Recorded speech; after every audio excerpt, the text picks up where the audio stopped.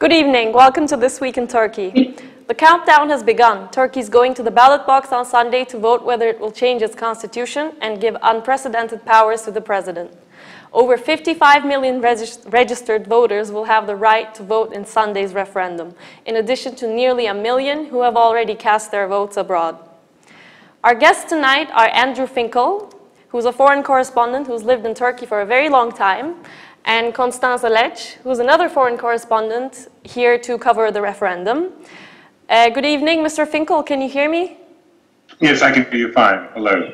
Hi. So, Mr. Finkel, as someone who's reported from Turkey for over 25 years, you've seen many elections and also several referendums during the time that you've been here.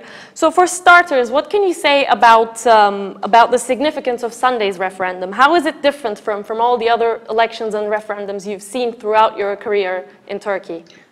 Well, I think what's being asked, what the voters are being asked to decide is far more important than some referendums. I mean, I was here in 1982 when there was a referendum as to whether to approve that particular constitution. There was a referendum whether to reinstate the old politicians who had been overthrown in the 1982 at a subsequent referendum in the 80s. And of course, there was a constitutional referendum quite recently. But I think the issue here is really very major. It's really whether Turkey is going to abandon a parliamentary system for a presidential system. The other, I suppose, quite peculiar thing, although it was true in 1982, is that the referendum is being held under conditions of martial law. So clearly the current president and the government have advocated very strongly the way they think the populace should vote. And of course, they use the opportunity of martial law to make that point very clearly. So we have the sense that people are asking to vote in less than perfect conditions. Thank you. Ms. Letsch, so you're here to cover the referendum, and you cover Turkey as well in your reports. I used to, yeah. You used to. Okay, so my question about this referendum in particular is this. So while you're covering it, what exactly do you try to underline for your readers, foreign readers? Yes, I mean, I can only agree with what Andrew said, how important this referendum is, how very different it is from previous elections. And also, that the conditions under which it is held is just not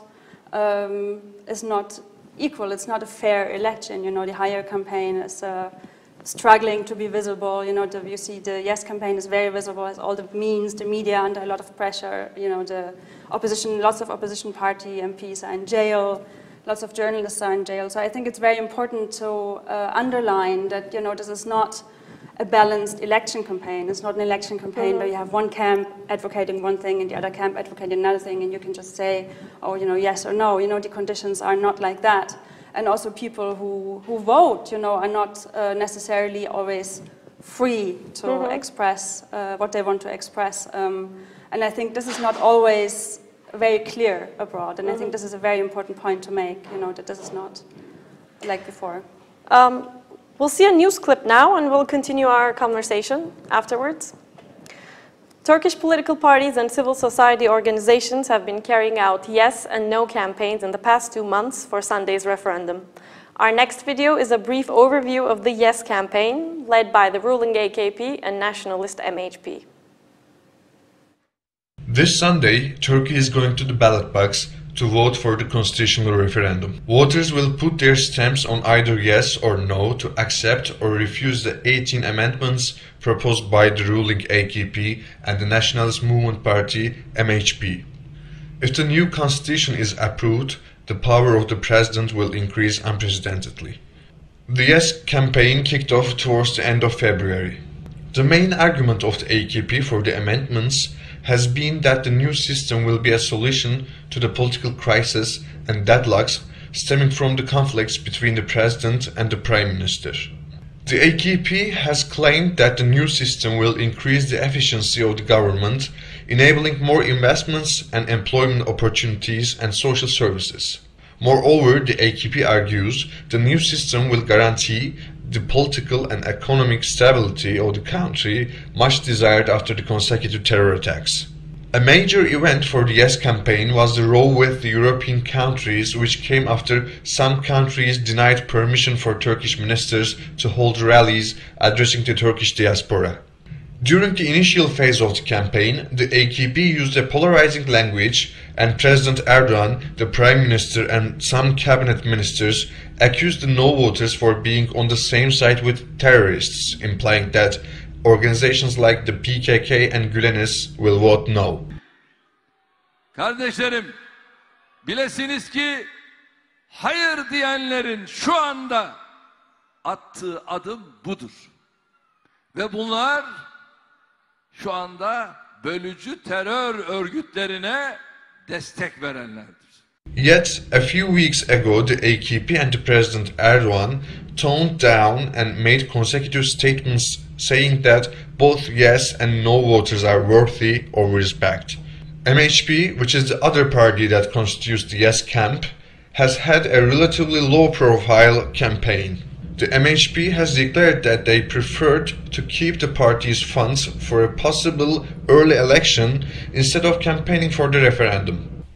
Yesterday, the leader of the MHP, Devlet Bahçeli, said on a live show that the recent statements coming from the AKP officials indicating that a federal system could be discussed cast doubt on nationalists' decision to vote no. Yet, the official Twitter account of the MHP declared today that they will say yes for the sake of the state, the nation and the perpetuity of Turks. The yes and no campaigns were conducted in unequal conditions with unequal access to resources. A quick example comes from the news coverage of the campaigns. From the 1st till the 10th of March, the news shows of 17 national channels have spared 83 hours of airtime to the AKP, 53.5 to the President, 14.5 to the MHP and a total of 150 hours to the Yes camp. In the meantime, the CHP received 17 hours and the pro-Kurdish HDP 33 minutes out of a total of 17.5 hours of airtime allocated to the No camp.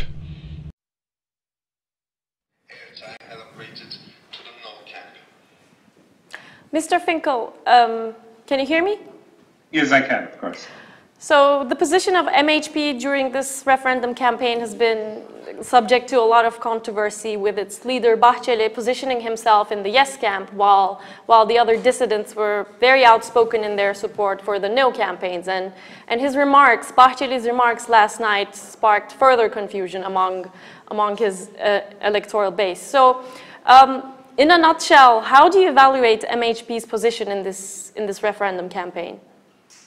Well, as you say, it's been very ambiguous and possibly a little bit self-serving. I think, as your commentator brought to the fore, that it's not, people aren't really clear what they're voting for in this campaign. There's been a great deal of, as he said, one-sided coverage. I suppose this does throw some doubt on the whole legitimacy of the campaign. Now, Mr. Bahçeli is a man struggling to maintain control of his own ultra-nationalist party. He has a sort of younger, more dynamic rival, a woman called Meral Akşener. And I think, were he to have a fair fight with her, he would have really lost the leadership. So he is using this campaign, this referendum campaign, as a means of really staying in power. He's has the support of the government, who have manipulated, the votes in parliament and have really prevented Meral Akşener from being able to raise an effective challenge. So they've more or less, saved his neck, and in return, he's promised to support in the Yes campaign. But of course, his supporters may not be entirely behind him, And suddenly he realized that he himself might have been making a mistake when some of the president's advisors saying that the Yes campaign would be a prelude to Turkey adopting a federal system. And if there's one thing the nationalists in Turkey don't want, it's a federal system. So this has put Mr. Başli on the spot, saying that he wouldn't support such a move if that were indeed the case. The president is saying, calm down, that's not really my intention.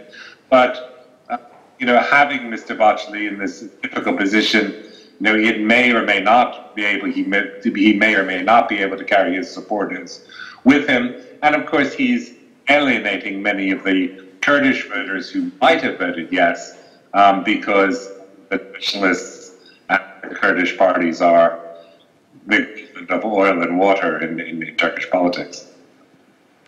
Thank you. Ms. Letsch, I'd like to turn to you now. So what's your impression of the Yes campaign? Do you think this is a campaign led by President Erdogan on his own? Well, he underlines a lot that that's not the case, that, it's not about Erdogan, but about everyone, Erdogan, But, it is quite clear that on all the campaign posters everywhere, he is very present, he leads the campaign. And as Andrew also said, it's not very clear what people are voting on. What is clear, though, is they're voting on loyalty to Erdogan. It's more of a loyalty vote than anything else. There's very little clarity on the content. So I would say yes. This campaign is basically about his office. He will have the powers after the referendum if it's yes. So it's what he is aspiring to do. So yes, I'm clearly. We'll continue after the next news clip. Our next video is a brief overview of the No campaign, led primarily by the CHP, pro-Kurdish HDP, and the dissidents inside MHP. Against the Yes campaign conducted by the President, the ruling AKP, and the executive cadre of the Nationalist Movement Party MHP, the No campaign is being run by more than 40 political parties, non-governmental organizations, and independent platforms. The leading party of the No campaign is the main opposition party, CHP. In banners, brochures, and ads prepared by the CHP, they preferred not to use the party logo and flags during the campaign in order to emphasize that the No bloc is not composed of certain political parties but is a coalition of diverse political groups.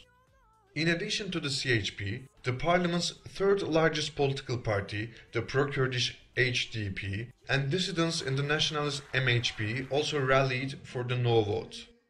However, in addition to the asymmetrical conditions disfavoring the No campaign, they also have faced a significant pressure from the government.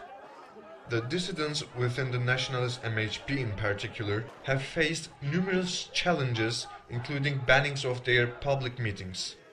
However, the biggest sufferer of this crackdown was the pro-Kurdish HDP. Co-leaders Selahattin Demirtaş and Figen Yüksekdağ are among the 13 MPs in jail, along with other party members who are being accused of links to the PKK. The supporters of the party say that this is a deliberate move to sideline them from the campaign. We are holding a referendum during a state of emergency, so we are facing several difficulties. 13 MPs are jailed, 2 of them are party chairs, and 83 mayors are in prison today, HDP MP Feleknaz Uca said. Despite the uneven playing field, the No camp, which brings together liberals, secularists, along with some Kurds and nationalists, is still competitive with the potential to sway the result. The main arguments of the No campaign are mainly based on the menace of transferring such great powers to one man, and how the amendments would not deal with current economic and political problems, but rather worsen them. On the other hand, the No campaign has been underlining the importance of going to the ballot box, since many are concerned that some No voters might abstain or feel apathetic. The most recent polls show that yes and no votes are neck and neck, and many argue that these close figures alone indicate the success of the No campaign.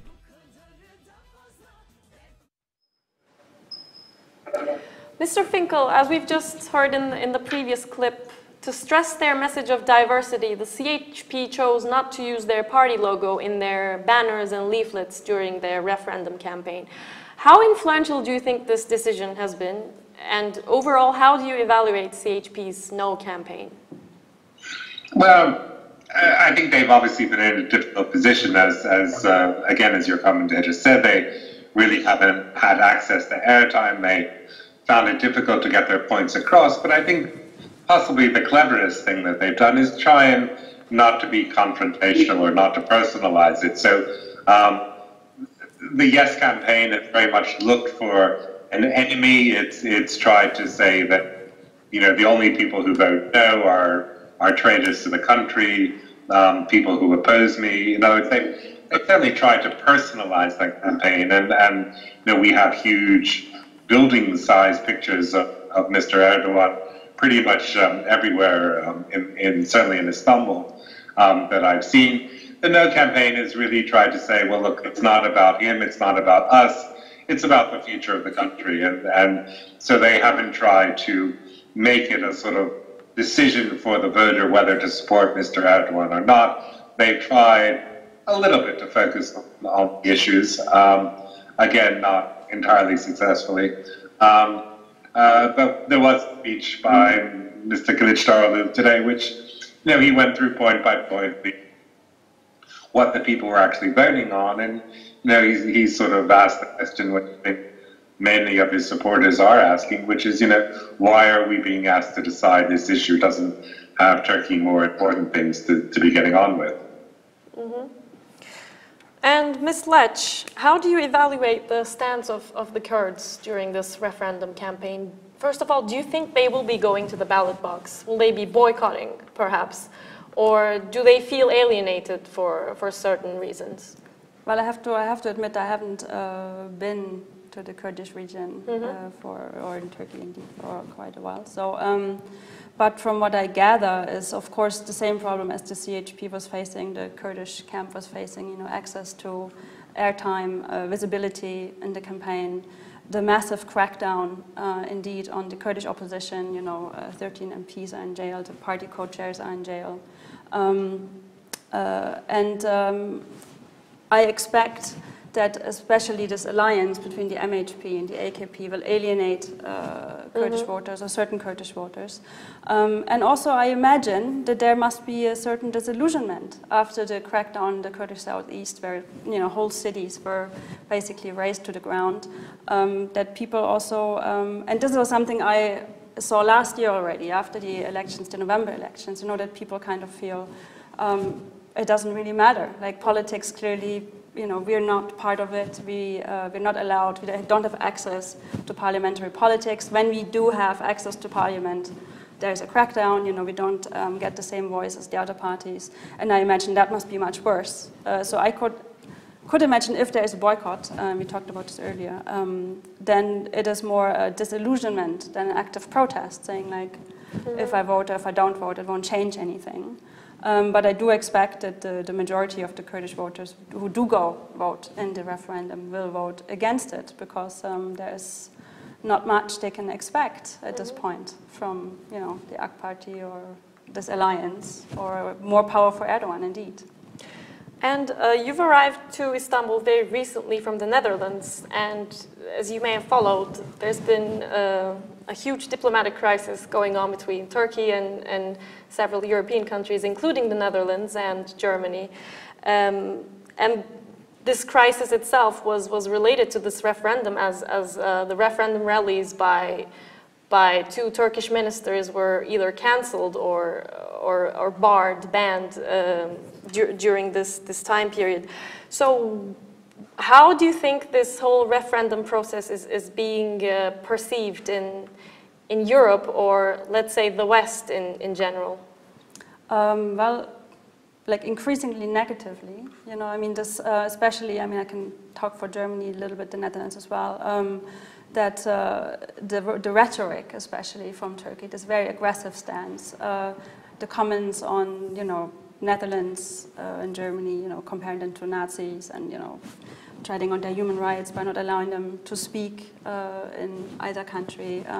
This was perceived like, as a kind of irrational stance by Erdogan, and I think there's increasingly this idea of that he's untrustworthy. You can't really understand what does he really want, where does he really go with this. And of course there is this concern that too much power for Erdogan will not be good for Turkey. And the way Turkey is going right now is perceived as very bad.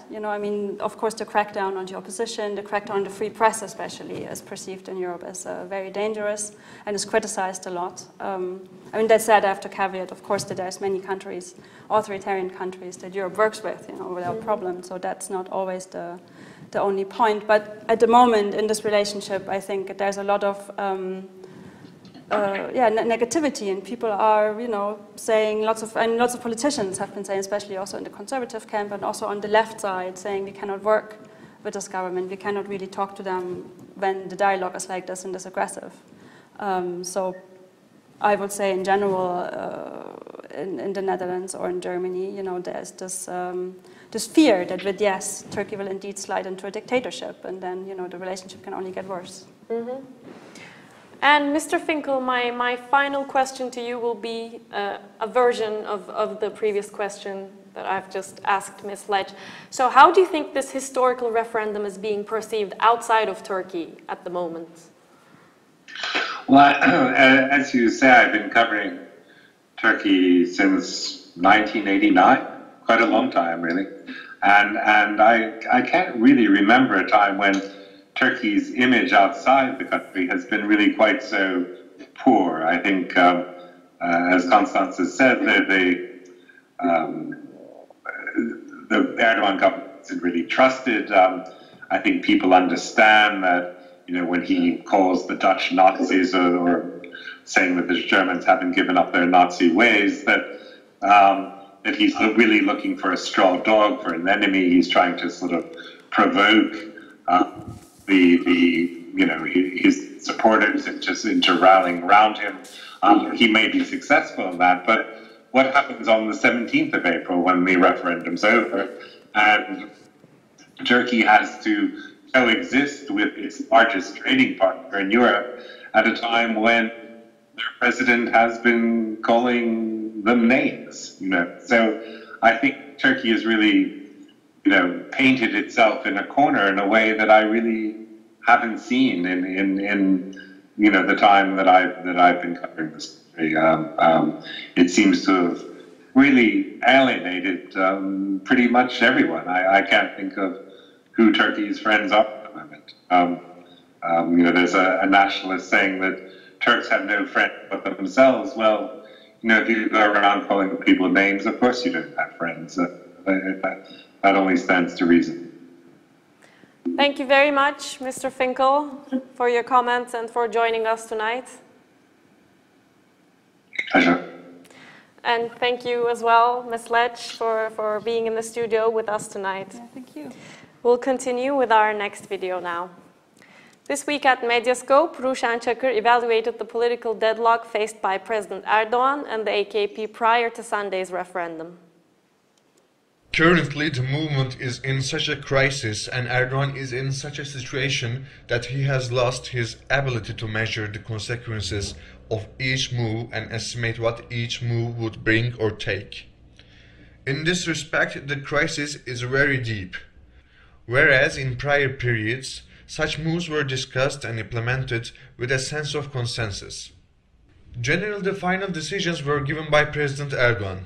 However, there were certain mechanisms which were activated during these periods that enabled those involved to make refined suggestions. Nevertheless, for a long time, the AKP government has been deprived of such processes. Indeed, some people are progressing with the mentality of, this is the way I do it. In any case, these people trust their leader. This movement, which has emerged from national vision and Islamism, which aimed to democratize the country and purported to pluralize and mobilize the religious people to the center of the system and become a model for the Islamic world, has ended up with the mentality of, trust Erdogan and don't think about the rest. This is what the movement has come to. Even this in itself is a crisis. As a person who has been following this movement for 30 years, what I observe is that the movement may have increased its power since its initiation. However, in terms of content and dynamism, the movement is in a deep crisis. There have been different crises in different periods.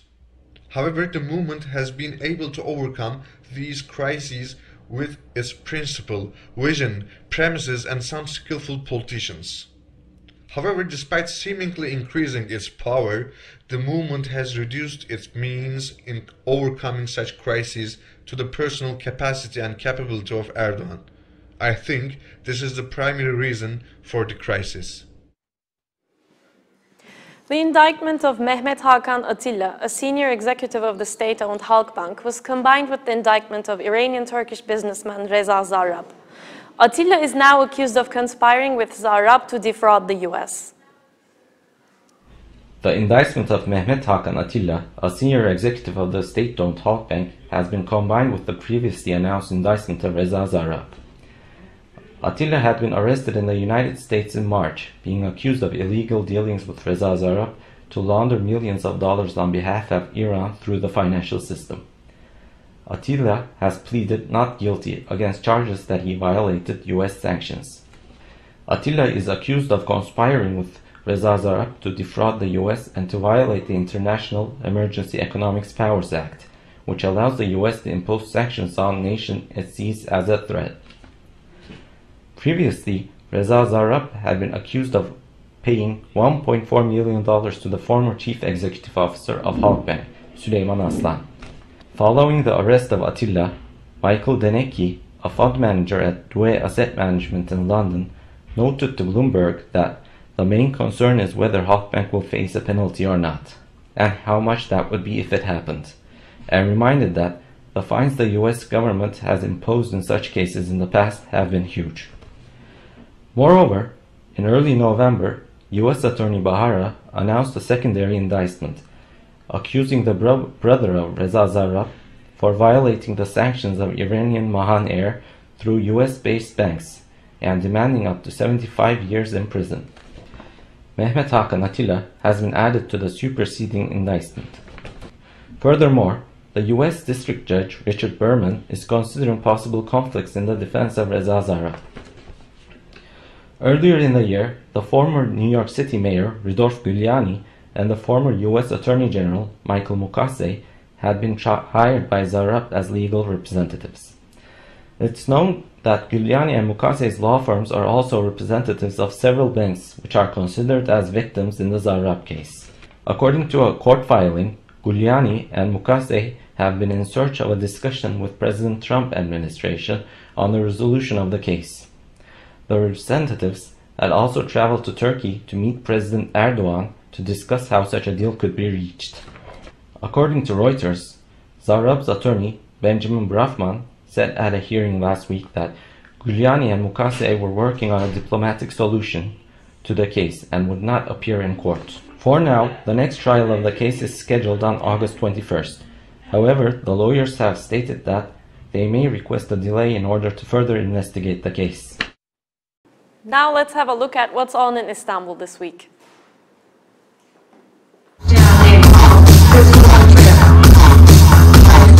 Vitalik is the stage name of Pascal Arbès, a French EDM artist. He will be on stage in Babylon with his solo project Vitalik tonight. He has released 3 studio albums and is responsible for countless remixes of legendary artists from all over the world. Although Frenchman Pascal Arbès has been making music since the mid-90s, it was until his debut album as Vitalik in 2005 that the world started to take notice. OK Cowboy was a stunning take on techno and dance music, dragging rap culture into the 21st century though massive drops, euphoric melodies, and beats that would pummel your brain into submission. 2009's Flash Mob album was even better, Mixing as it did the brutal beats and synth noise with some more restrained Italo house, and even some IDM just to keep the thinkers happy. Depo is hosting distinguished director and photographer Jocelyn Saab with her solo show Vandal Day between the 15th of April and the 14th of May. Saab started out her career as a journalist and war reporter and moved into film during 80s. She has made 4 feature films and 30 documentaries. In particular, her work follows the course of the Syrians who have fled en masse to Turkey, Jordan, and Lebanon. In the fall of 2015, Jocelyn Saab traveled to the Syrian border in the Bekaa Valley, which has become famous for its refugee camps. The exhibition shows her stay, featuring the film she shot, Vandal Day, and the photographs she was able to take on the spot. It encourages viewers to develop their own visions of the reality of refugees' living conditions.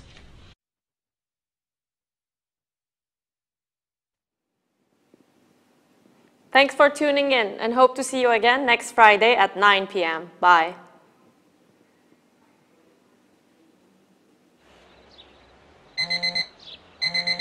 Selam sana küçük ekranların büyük sevdalısı.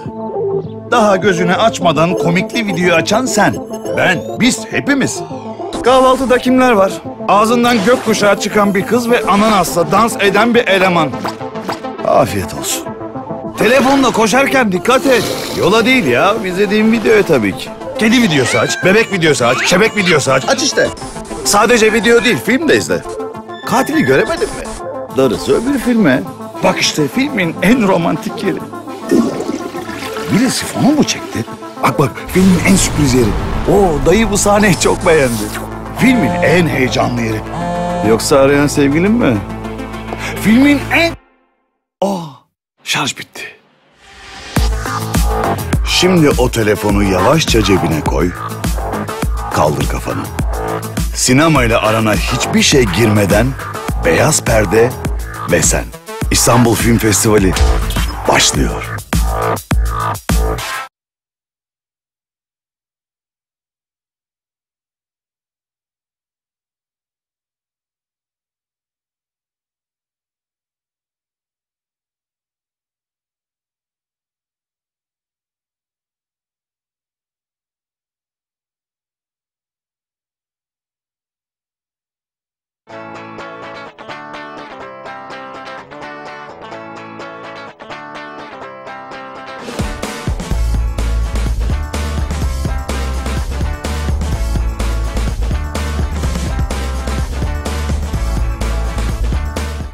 Yuvarla eskiden mağazalarda görmeye alışık olduğumuz şeffaf bağış kumaralarının yeni ekonomiye, yeni ödeme alışkanlıklarına uygun haldir.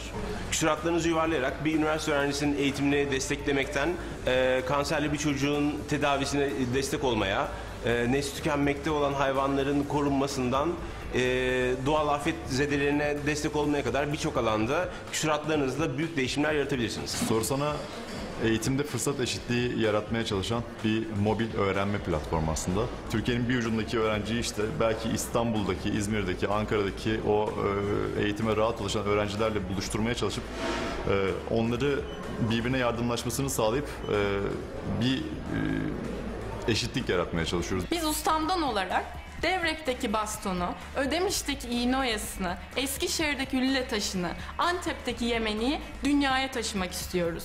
Binlerce yıldır bu topraklarda devam eden, bizim kültürümüzün parçası olan bu zanaatları tasarım dokunuşuyla insanlara ulaştırmak istiyoruz. Ve bunu da hikayelerin gücünü kullanarak genç ve yaratıcı ekibimizle başarmak istiyoruz.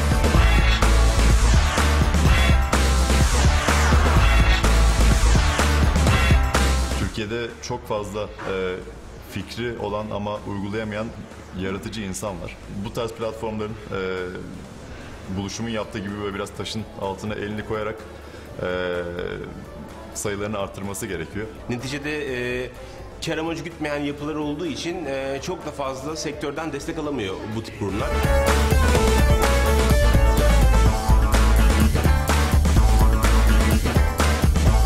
buluşumun bize sağladığı bu fon sayesinde bundan sonra da daha çok kişiye ulaşabileceğiz.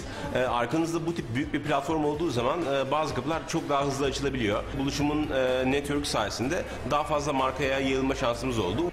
Sadece girişimci değil, sosyal girişimci. Aslında bunu bu coğrafyada yapmak çok zor oluyor. Ama bu zorluğu buluşum gibi platformlar sayesinde biz aşabiliyoruz.